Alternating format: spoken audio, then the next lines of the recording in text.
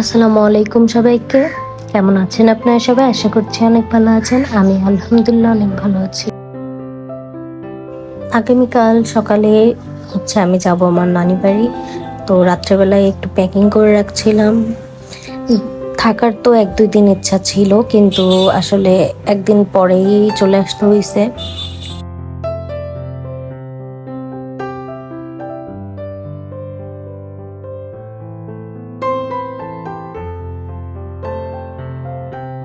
আমি আমার কিছু বোরকা, কিছু কামিজ, কিছু রাত্রে পরার জামা কাপড়, এরপর স্কিন কেয়ারের কিছু আইটেম, পেস্ট, ফেস ওয়াশ, তারপর মিনি প্যাক, শ্যাম্পু, তারপর ছোট্ট একটা কন্ডিশনার, এক্সেট্রা এক্সেট্রা সব কিছুই নিয়েছিলাম।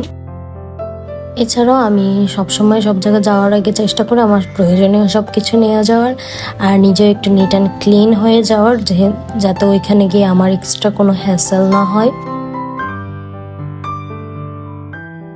বাইরে যেহেতু অনেক গরম, তো আমি একটা সানগ্লাসও নিব। জানি না পড়া হবে কিনা, তাও নিব। আমি সবাইকে বলছিলাম যে 8:30টার সময় গাড়ি চলে আসবে, সবাই 8:30টার মধ্যে চলে আসবা। আসলে গাড়ি ছিল 9টার সময়। তো আমরা 11টার দিকে গোপালগঞ্জ পৌঁছাই যাই, মানে একদম আমার নানু বাড়ির সামনে।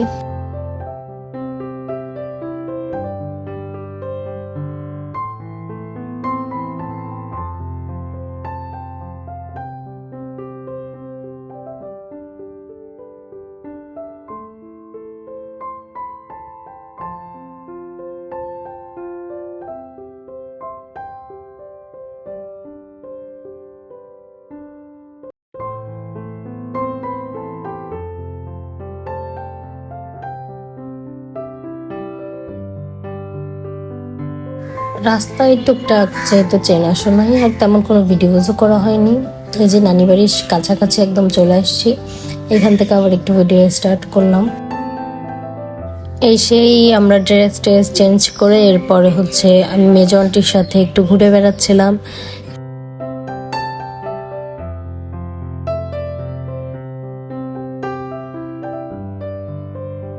এরপর আন্টি 2টা স্পিড কিনলো, চুপি চুপি দুইজনে খেয়ে তারপর চলে গেলাম, যেহেতু আরো অনেক আন্টিরা আছে। এর জন্য আমরা এখান থেকে খেয়ে বাসায় গেছিলাম। আমার অল্প একটু ছিল, তো এটা আমি নিয়ে গেছিলাম। এই ভিডিওটা ঈদের পরের দিন, মানে ঈদের 3য় দিন। তো ছোট পিচ্চি বাচ্চা যারা ছিল ওদেরকে সালামি দিয়েছিলাম। 2জন পিচ্চি বাচ্চাই ছিল। এরপর আমি আর মরিয়াম এই পাশে ঘুরতে আসছিলাম। এখানে অনেক গরম ছিল, এই জন্য খুব বেশি একটা ঘোরাঘুরি করা হয়নি। অনেক গরমের কারণে আর অতিরিক্ত মানুষ ছিল, তো গল্প গুজব করতে করতে সময় চলে গেছে। এটা পরের দিন দুপুর থেকে ভিডিওটা করছি। সকালবেলা খাওয়া দাওয়া করে এরপর আমি একটু আম মাখা খাচ্ছিলাম, ছোট্ট ছোট্ট আম। আর এদিকে বড় ভাবি পিঠা ভাজতেছিল, আর নানি আন্টিরা সবাই মিলে পিঠাগুলো বানাচ্ছিল। এরপর দুপুরে কোনো রকম খাওয়া দাওয়া করে ঘোরাফেরা করে এরপর সন্ধ্যার সময় আমাদের গাড়ি চলে আসছিল। এরপর আমরা সবাই রওনা দিচ্ছি আবার। রাস্তায় টুকটাক কিছু খাবার খেয়ে নিলাম, খুব একটা টেস্টি না হলেও খাওয়ার মতো। এরপর পিঠা আনছিলাম কিছু।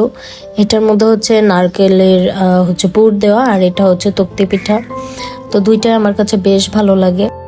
এরপর ঘুম থেকে উঠে সকালবেলা নাস্তা করে এখানে চলে আসছিলাম। আমি গরুর মাংস রান্না করব, আর পোলাও রান্না করব। একটা কথা হলো, মানুষ 2 বেলা না খেয়ে থাকতে পারে, কিন্তু অশান্তি যেখানে হয় মানুষ সেখানে থাকতে পারে না। আমি নিজেও সেরকম, আমি একা থাকতেই পছন্দ করি। অশান্তি যেখানে হয় আমি সেখানে কখনোই দ্বিতীয়বার যাওয়ার চেষ্টা করি না।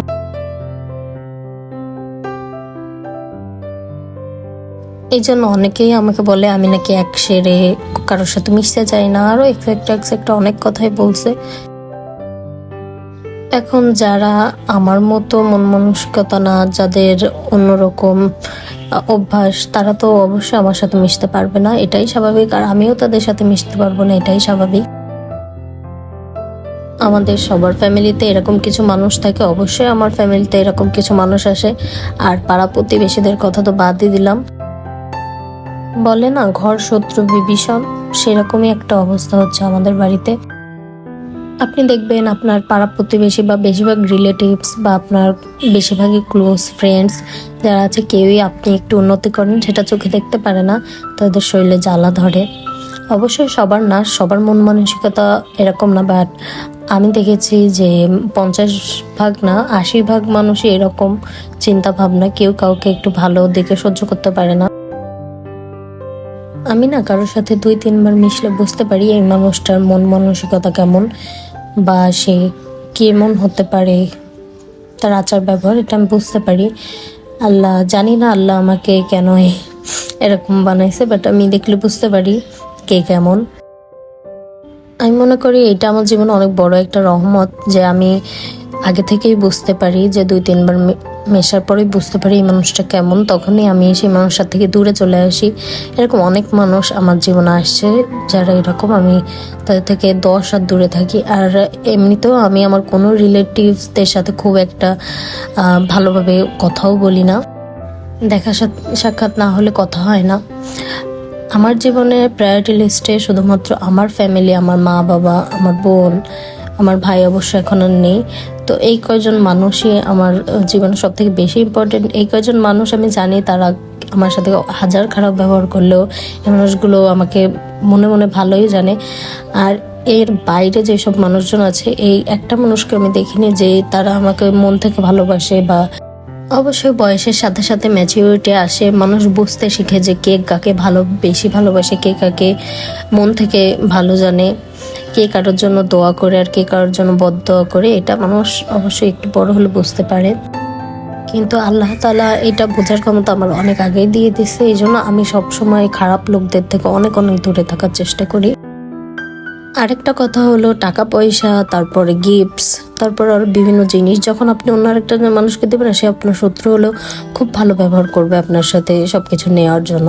কিন্তু যখনই আপনার দেওয়াটা প্রয়োজন ফুরিয়ে যাবে আপনার থেকে, তখনই দেখবেন তার আসল রূপ বেরিয়ে আসে। এরকম হাজার হাজার উদাহরণ আছে।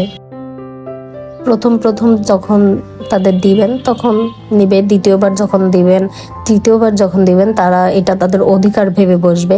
তখন এরপর যখন আপনারা তাদেরকে দেওয়া বন্ধ করে দিবেন, তখন দেখবেন তাদের মুখটা দেখার মতো থাকবে। আর এই সব স্বার্থপর মানুষ যারা শুধুমাত্র নেওয়ার জন্য আপনার সাথে সম্পর্ক রাখে, এদের থেকে হাজার গুণ দূরে থাকা উচিত বলে আমি মনে করি। আর যেই সব মানুষ আপনাকে কথায় কথায় হাসি মুখে খোঁটা দেওয়ার চেষ্টা করে, নিচু দেখানোর চেষ্টা করে, এইসব মানুষের থেকেও দূরে থাকা উচিত। অ্যান্ড এই কথার জবাবগুলো তাদেরকেও তাদের স্টাইলে দিয়ে দেওয়া উচিত। একটা কথা হলো, আপনি যখন একটা ভালো অবস্থায় থাকবেন, একটা আপনার নিচের মাটিটা যখন শক্ত থাকবে না, তখন আপনাকে কেউ কথা শোনাইতে পারবে না। বাট যখন আপনার নিচের মাটিটা শক্ত থাকবে না, আপনার কাছে টাকা পয়সা থাকবে না, তখন একটা পিঁপড়েও আপনাকে লাথি মারার চেষ্টা করবে। এটাই হচ্ছে দুনিয়ার বাস্তবতা। এই 18-19 বছরে শুধুমাত্র আমার মা বাবা ভাই বোনই আমাকে কোনো স্বার্থ ছাড়া ভালোবাসছে, আর বাকি সবারই কোনো না কোনো স্বার্থ আছে। আর এরকম নানার বাড়ি, দাদার বাড়ি, এইসব লোকজনদের ব্যবহারও আপনাদের প্রতি এমনই থাকবে যে আপনাদের অর্থ যেমন থাকবে আপনাদের সাথে ব্যবহারটাও তেমন করবে। যদি আপনাদের অর্থ একটু কম থাকে তাহলে আপনাদের সাথে ব্যবহার খুব খারাপ ব্যবহার করবে, আর যদি আপনাদের অর্থ একটু বেশি থাকে তাহলে আপনাদেরকে 10 বার সালাম দিয়ে কথা বলবে। এটাই হচ্ছে দুনিয়ার নিয়ম। এইসব যেসব মানুষগুলো করে না, আল্লাহ তাদের উত্তম প্রতিদান দিবে, হয়তোবা দুনিয়ায় আর নয়তো আখিরাতে। যাই হোক, অনেক নেতিবাচক কথা বলা হয়ে গেল আজ। যেহেতু বেশ অনেক গরম পড়ছে, তো আমি রান্নাবান্না করা শেষে অন্যান্য কাজকর্ম শেষ করে গোসল করতে চলে গেছিলাম।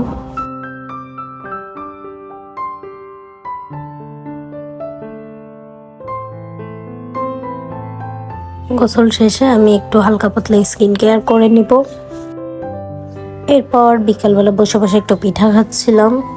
আজকের ভিডিওটা এই পর্যন্তই। সবাই ভালো থাকবেন, সুস্থ থাকবেন। আল্লাহ হাফেজ, আসসালামু আলাইকুম।